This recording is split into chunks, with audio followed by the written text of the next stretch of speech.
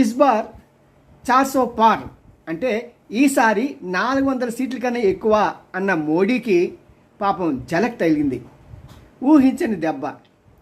మరి కొన్ని ప్రత్యేకంగా శ్రద్ధ తీసుకోవాల్సిన రాష్ట్రాల్లో తీసుకోకపోవటం, ప్రత్యేకంగా యూపీలో అంత భారీ షాక్ తగులుతుందని ఎప్పుడు ఎవరు ఎక్స్పెక్ట్ చేయలే.